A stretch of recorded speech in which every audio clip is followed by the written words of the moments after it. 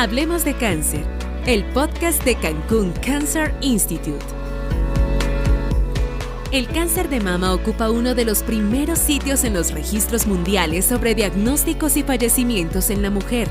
En nuestro país es el primer lugar en la estadística nacional, acumulando un aproximado de 2 millones de casos durante el pasado 2021. Escuchemos de este importante tema con la ginecóloga-oncóloga, doctora Nancy García Carrillo. Esto es Hablemos de Cáncer.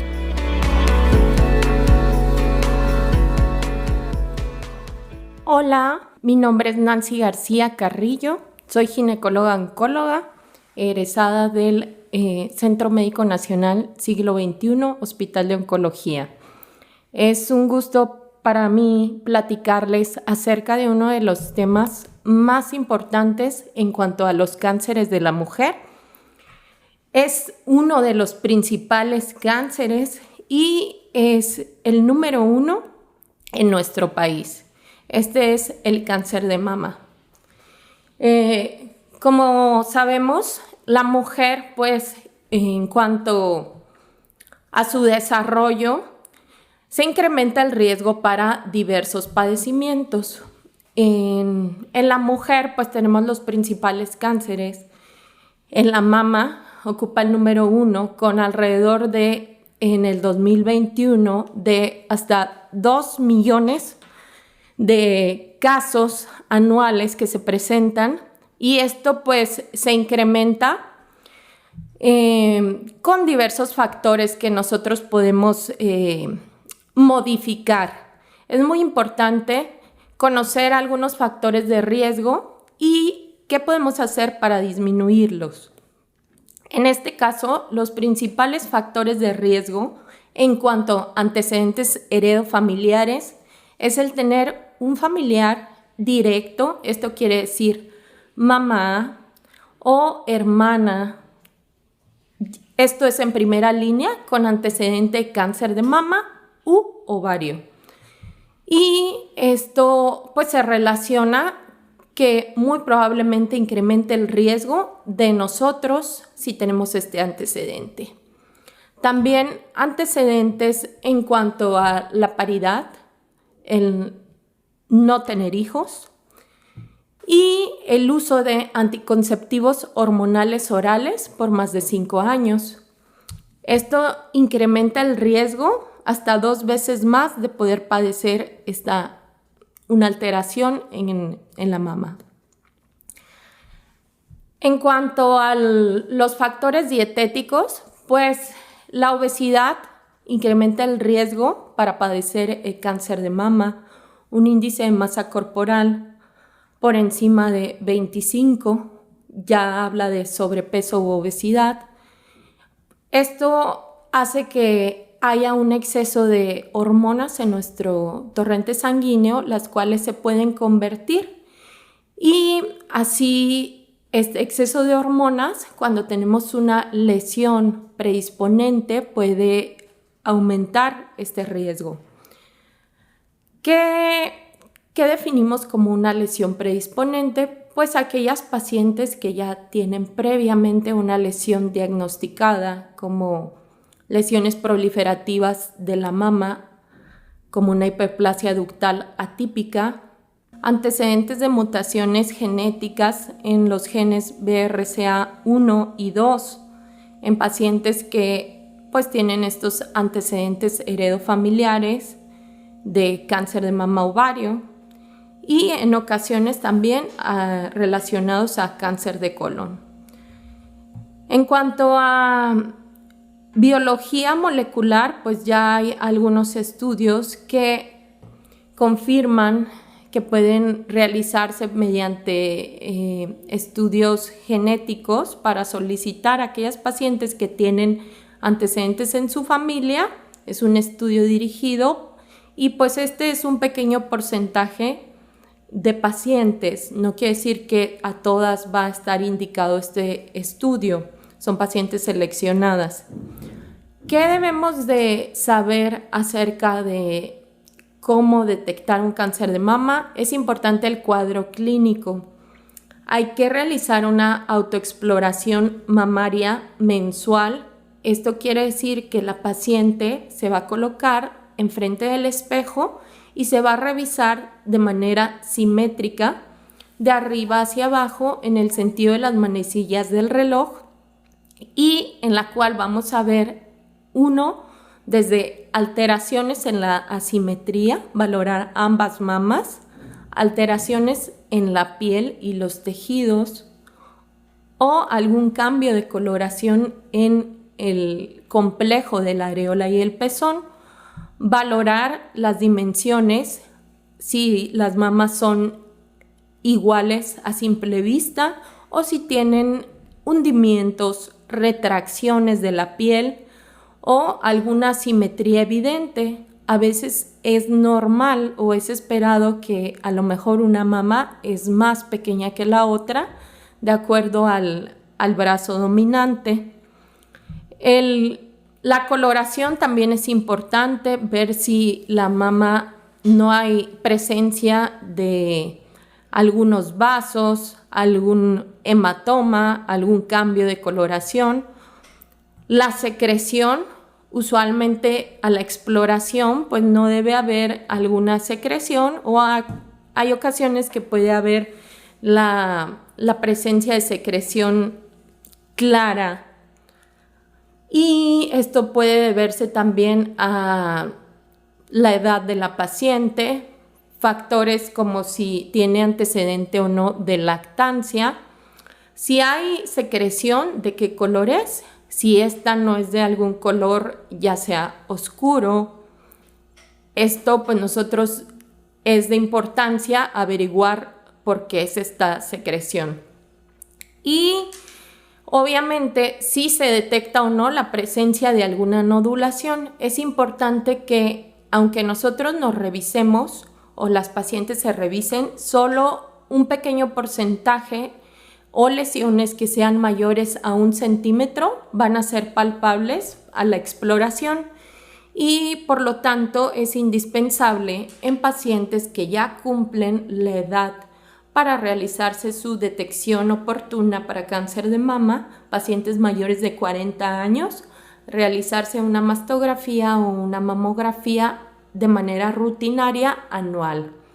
Y en aquellas pacientes que se detecte alguna alteración en la exploración o que tengan alguna molestia referida, ya sea dolor en la mama y alguna presencia o no, a lo mejor hay pacientes que no tienen ninguna molestia pero debutan con otra alteración como abscesos hay ocasiones que no tienen ninguna molestia. Hay que realizar, si son pacientes menores de 40 años, un ultrasonido mamario. Estos dos, ninguno suple al otro, los dos son estudios diferentes y son estudios indispensables a partir de los 40 años para detectar algún cambio, alguna alteración. Entonces, una vez que ya tenemos esos estudios, es importante que el médico de primer contacto, en este caso son los médicos generales, médicos familiares o incluso ginecólogos, cualquier médico estaría capacitado para interpretar este estudio y obviamente si hay alguna alteración que la paciente detecte, es importante que acuda al médico especialista, ya sea de la mama, tanto ginecólogo, oncólogo, para valorar estos estudios. El cáncer de mama pues tiene diversas etiologías, es multifactorial y la presentación pues varía de acuerdo a la edad. La edad de presentación, ahorita las pacientes debutan a edades muy jóvenes, a partir de los 40 años y tiene un promedio pues de edad de 49 años. Conforme aumenta la edad y si esta paciente tiene factores de riesgo como obesidad, tabaquismo, uso de anticonceptivos hormonales orales, no haber dado lactancia materna o el presentar alteraciones previas como quistes en la mama, pues puede aumentar este riesgo. Y una vez que identificamos alguna alteraciones en la mastografía que son diagnosticadas por el radiólogo especialista, es importante decirles a las pacientes que un estudio debe ser realizado por el médico radiólogo. Él es el único que puede dictaminar si hay o no alguna alteración por este estudio de imagen y una vez ya con este estudio evaluar clínicamente. Una vez que se detecta alguna alteración, es importante establecer un diagnóstico. Cuando hay alguna sospecha de un cáncer de mama, el abordaje debe ser de acuerdo al estudio y de acuerdo a si es o no palpable esta lesión.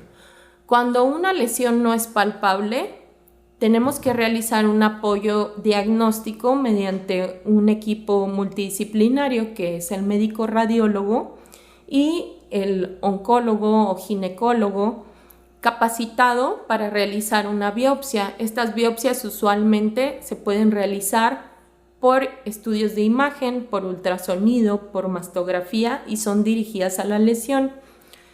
Cuando la lesión es palpable, se ve a simple vista, esta biopsia la debe realizar de inicio, pues se evalúa a la paciente y con base a sus características, si tiene o no alguna otra patología, el estudio de elección pues siempre es una biopsia por True-Cut, cuando es una lesión palpable, para establecer un diagnóstico.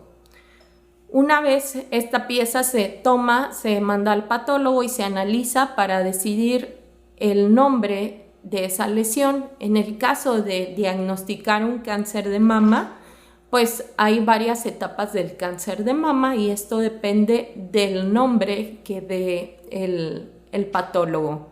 Los cánceres más comunes en cuanto a la mama, pues es el ductal infiltrante en un 85% de los casos y el ductal in situ, que este es cuando el cáncer no se ha salido del lugar donde se originó, no ha atravesado una membrana de tejido que se llama la membrana basal y está localizado. Es importante evaluar, aparte de la glándula mamaria, en un ultrasonido o mastografía también se evalúan los ganglios linfáticos. ¿Por qué? Porque esta enfermedad, al originarse en el tejido de la glándula mamaria, se puede, una vez que se sale del lugar donde se origina, se puede ir a otros sitios. El principal sitio a donde se puede dirigir esta enfermedad es los ganglios axilares. Y de eso depende, pues, los estudios de imagen y obviamente una biopsia. Hay varias etapas del cáncer de mama. Cuando es una etapa inicial, se considera a veces que es un cáncer in situ y se pueden realizar tratamientos enfocados a la curación y preservación de la mama, como son cirugías conservadoras de la mama. En el caso cuando es una etapa 2, 3 o 4 de la enfermedad, esto quiere decir el tumor ya se salió del lugar donde se originó. Hay ocasiones que requieren recibir primero tratamiento neoadyuvante. ¿Qué significa esto? Tratamiento vía sistémica, o sea, vía venosa, por medio del oncólogo médico, con el objetivo de reducir ese tumor y posteriormente valorar un tratamiento de cirugía.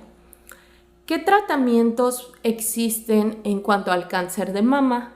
Hay varios tratamientos. Uno, pues, es la cirugía conservadora de la mama, en el cual solo quitamos el tumor y evaluamos los sitios contiguos mediante un estudio de histopatología para verificar que efectivamente se haya eliminado todo el tejido que tiene tumor. Si la paciente opta por una cirugía conservadora, muy probablemente requiera radioterapia. Es importante comentarle a todas esas pacientes que están en protocolo de estudio, de tratamiento, que todas las pacientes con etapa temprana que conservan la mama necesitan recibir radioterapia.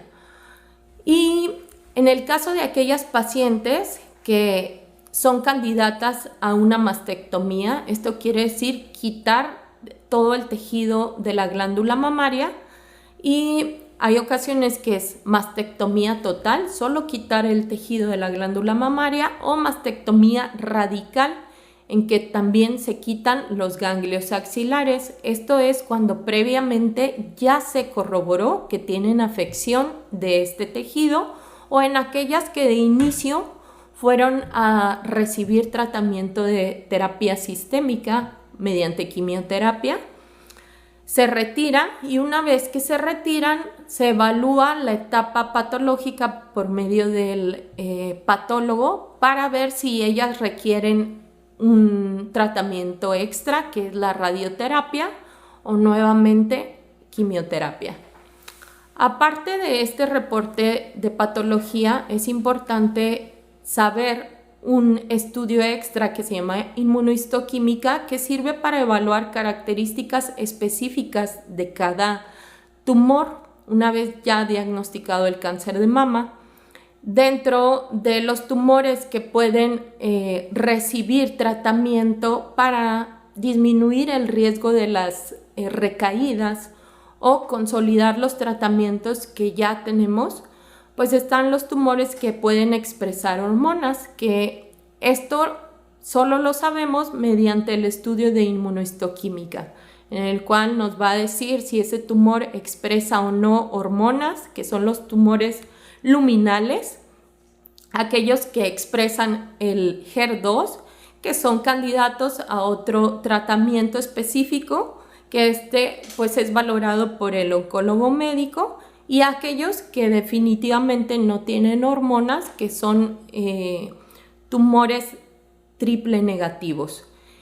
Y depende de estas características, pues usualmente es el sitio donde pueden recaer. Si hay alguna metástasis, pues tienen predilección por diferentes sitios de acuerdo al estudio de inmunohistoquímica, y nos sirve para el seguimiento del cáncer de mama.